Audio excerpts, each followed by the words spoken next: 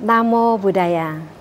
Saudara pemirsa TVRI Jambi dimanapun Anda berada, jumpa lagi dengan kami, terutama kepada saya, Duyanti, dalam acara Mimbar Agama Buddha.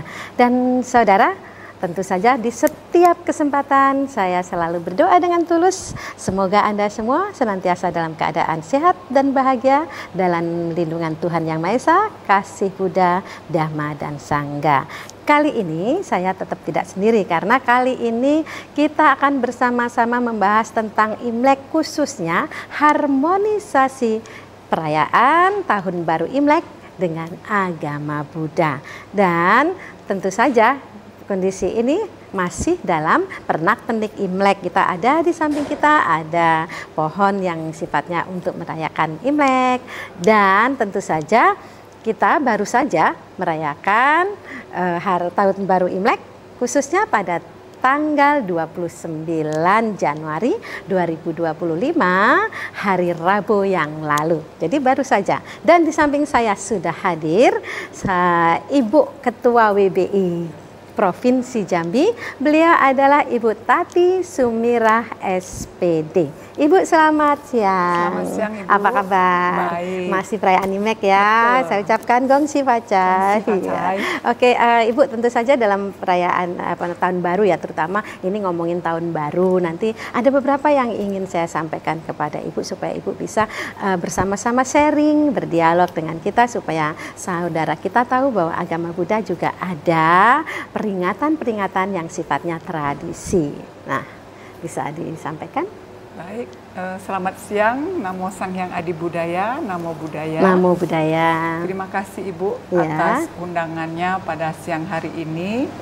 Pemirsa TVRI yang berbahagia, pada siang hari ini saya akan membawakan tema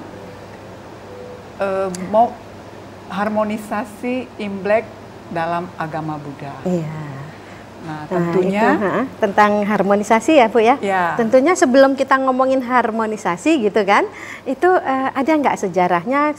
Kenapa kok agama Buddha bisa memperingati ini? Pasti ada sejarah-sejarahnya Ya. dalam tradisi itu. Imlek ini adalah bagian dari tradisi bagi etnis Tionghoa. Oh ya. Dan etnis Tionghoa ini umat agama Buddha ini hampir beberapa persen itu adalah ya, lebih banyak ya, umat lebih banyak adalah etnisnya Tionghoa ya. Okay. Jadi ini merayakan Imlek ini adalah bagian dari tradisi dahulu kala di Tiongkok ya. Ini Imlek adalah menyambut musim semi. Musim semi ya. Ya, setelah musim dingin kan kita menyambut musim semi. Ya, oke. Lalu melewati musim dingin dan menyambut musim semi ini kan penduduk masyarakat kembali bisa bercocok tanam. Oh ya. Jadi menyambut dengan gembira Tahun Baru Imlek ini. Oh, mengawali berarti ya, mengawali tahun. bercocok tanam, mengawali tahun itu dengan cara bersukacita, bergembira gitu ya. Di situ kan ada hal-hal yang misalnya kenapa umat Buddha bisa memperingati ini, atau kita bisa kaitkan dengan harmoni, kan sekarang harmonisasi ya Tahun Baru Imlek dengan agama Buddha, bisa dicocokkan di situ. Ya, pertama sebelum kita menyambut Imlek, kita ada tradisi itu bersih-bersih wihara, bersih-bersih rumah. Mengapa? Karena dahulu kala itu kalau musim dingin itu pasti banyak hewan-hewan kecil tuh. Oh ya. Supaya rumah tetap bersih, aman. Jadi kita punya tradisi membersihkan rumah, membersihkan wihara. Itu setahun sekali memang dalam menyambut itu kita pasti ada bersih-bersih. Ya. Sebentar Bu, ada beberapa orang yang mengatakan bahwa kalau kita punya barang atau dus di suatu tempat, kalau kelamaan katanya ada energi negatif. Betul. Gitu ya. Itu bagaimana ini penjelasannya? Saya akan mulai dari dulu dari kita, seperti kita bersih dulu lemari baju kita, Bu. Gitu.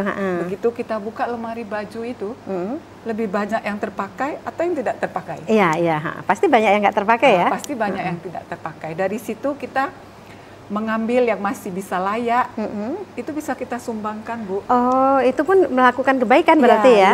Betul, melakukan kebaikan dan melepas Bu, kemelekatan. Kemelekatan, Kadang oke. kita sambil susun, aduh ini masih mau dipakai. Kemelekatan itu begitu Iya, lekat ya, begitu Ya. tinggi gitu ya. Nah, dalam momen Imlek ini, dalam menyambut momen Imlek ini ya kita yang masih dan layak dipakai kita bisa sumbangkan seperti lewat baksos menyambut Imlek.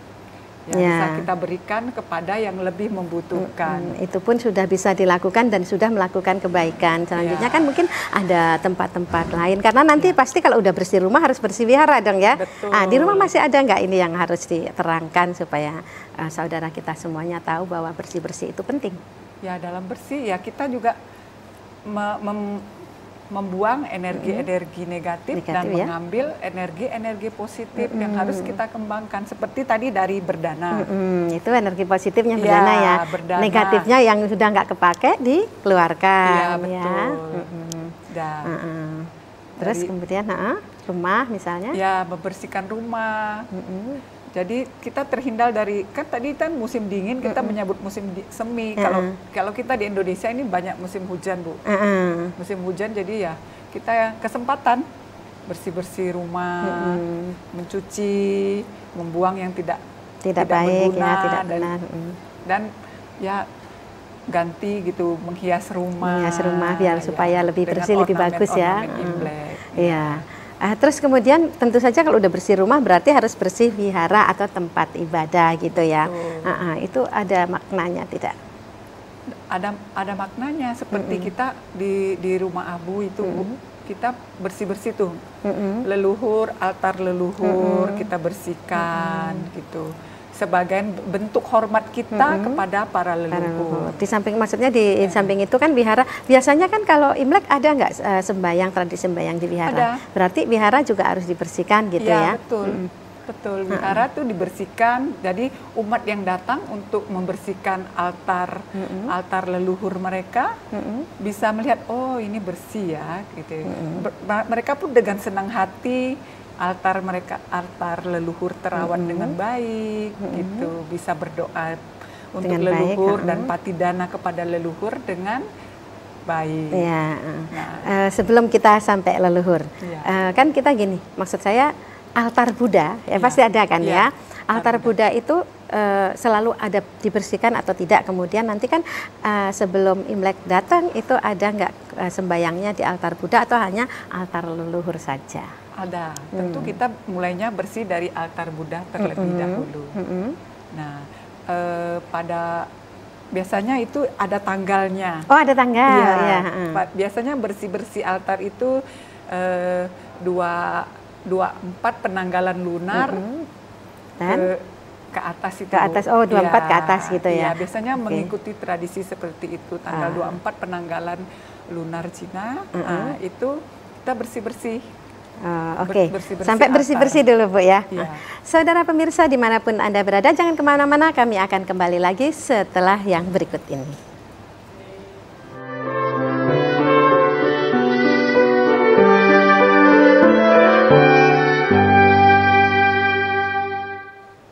Saudara pemirsa dimanapun Anda berada, masih bersama saya Duyanti dalam acara Mimbar Agama Buddha dengan tema harmonisasi Tahun Baru Imlek secara agama Buddha. Dan di samping saya sudah hadir narasumber Ibu Tati Sumirah. Ibu, tadi sudah sampai bersih-bersih rumah dan bersih-bersih wihara. Dan ini berarti sudah punya hawa positif yang harus kita timbulkan. Dan negatif yang negatif-negatif sudah kita sisihkan gitu ya. Nah sekarang sudah saatnya kalau sudah wihara dan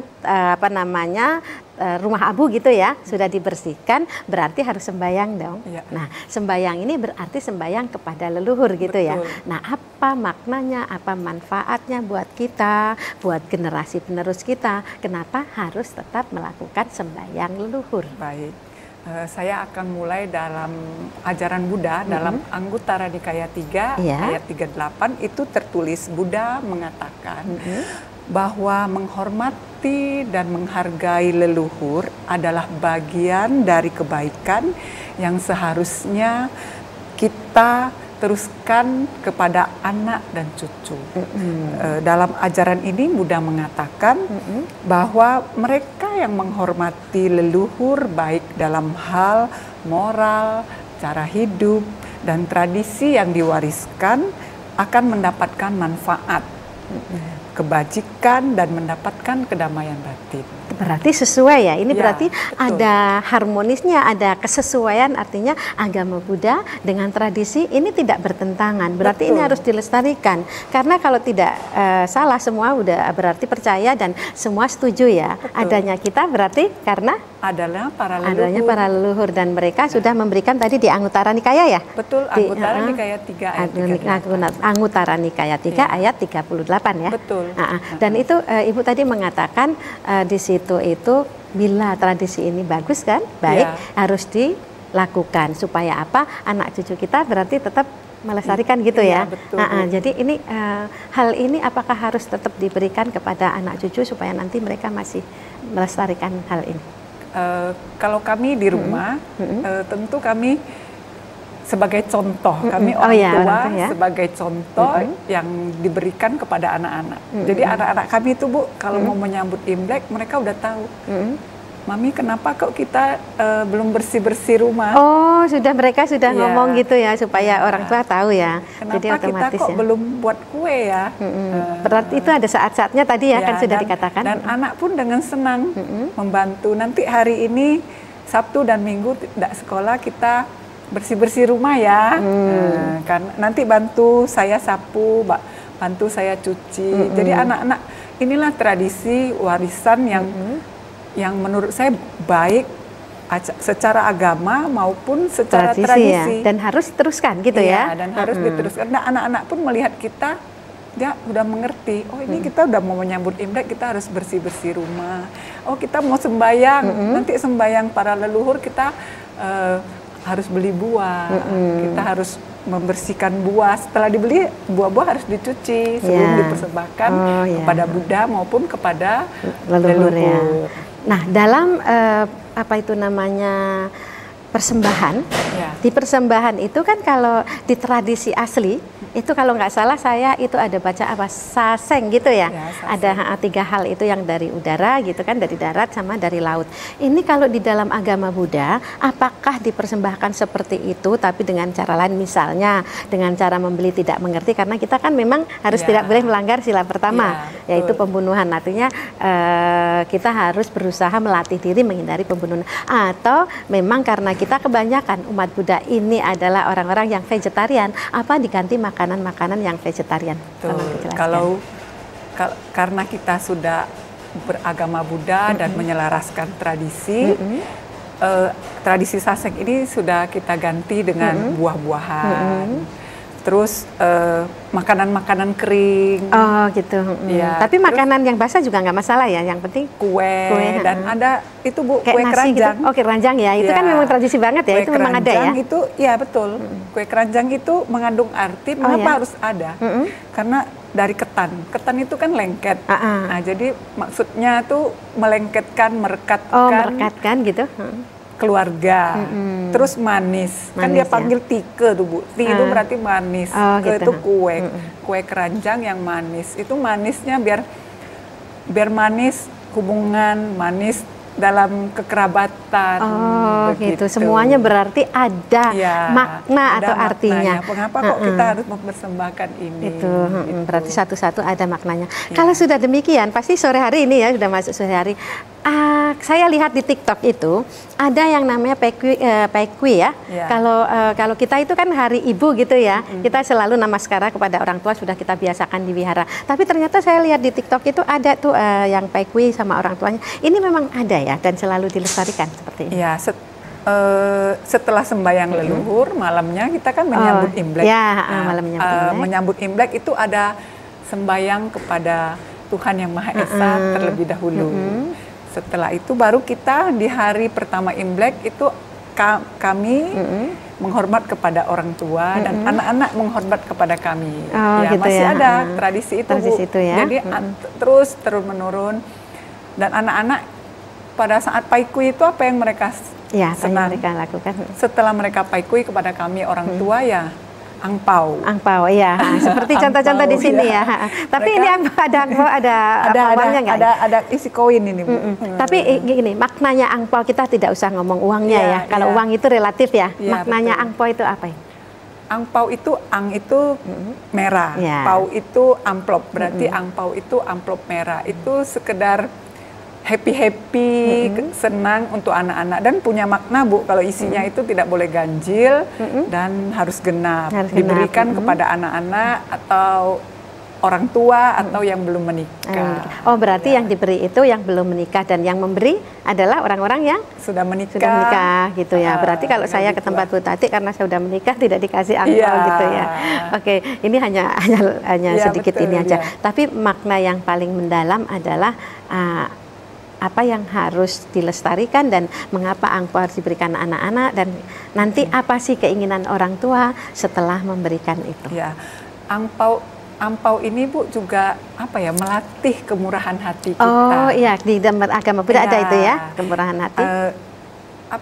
Dananca dhamma cariaca nata kananca sangaho ana wajani kamani etang manggalang mutama. Iya, berarti masuk ke situ ya. Iya, jadi berdana, hidup sesuai dengan dhamma, menolong sanak keluarga, bekerja dengan tidak tercela, itulah berkah utama. Oh iya, ada berkah utama. Sementara, Bu, sampai di berkah utama dulu.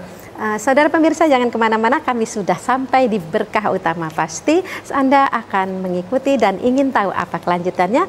Tapi mari kita ikuti yang berikut ini dulu.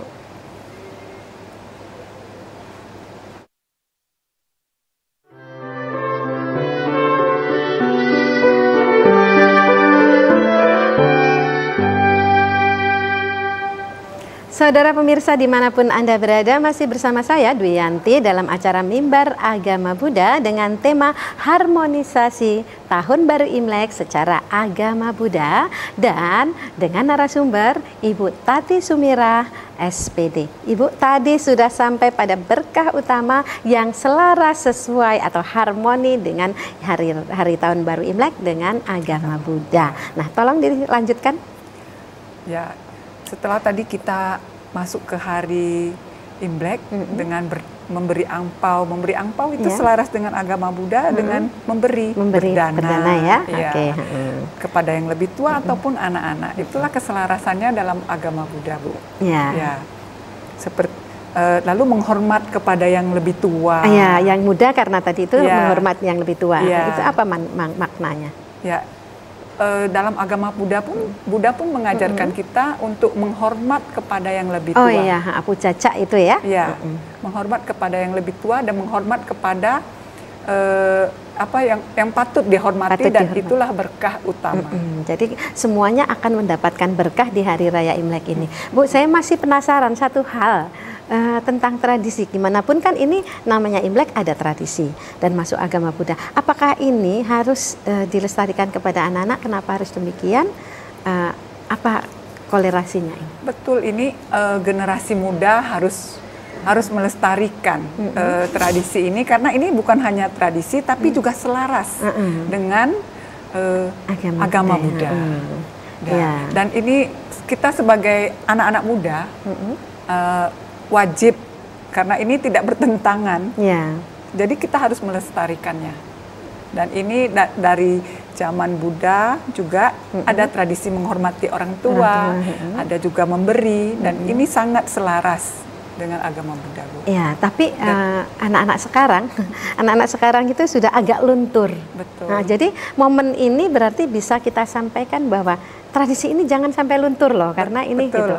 Apa yang bisa disampaikan supaya pemuda kita, anak-anak muda kita tidak membuat luntur atau malu menghormati leluhur terutama atau apalagi menghormati orang tua. Kita bisa menghormat guru, bisa menghormat Buddha, kenapa orang tua tidak dihormati? Karena tidak adanya leluhur, tidak adanya saya, dan tidak adanya kita semua. Iya, betul. Nah, jadi wajib bagi kita untuk menghormati leluhur, karena ini betul tradisi, tapi ini adalah tradisi yang baik untuk kita lestarikan dan tidak sesuai dengan agama Buddha. Sebagai penutup, Bu, dikit aja. Untuk penutup, sebagai untuk closing kita, bisa disampaikan, nggak usah terlalu banyak, silahkan. momen Imlek ini adalah bukan hanya momen kumpul keluarga, tapi momen Imlek ini adalah momen untuk kita memberi penghormatan kepada orang tua dan leluhur, juga sebagai doa untuk masa depan yang lebih baik. Lebih baik ya. Iya, seperti dalam Dhammapada ayat 19,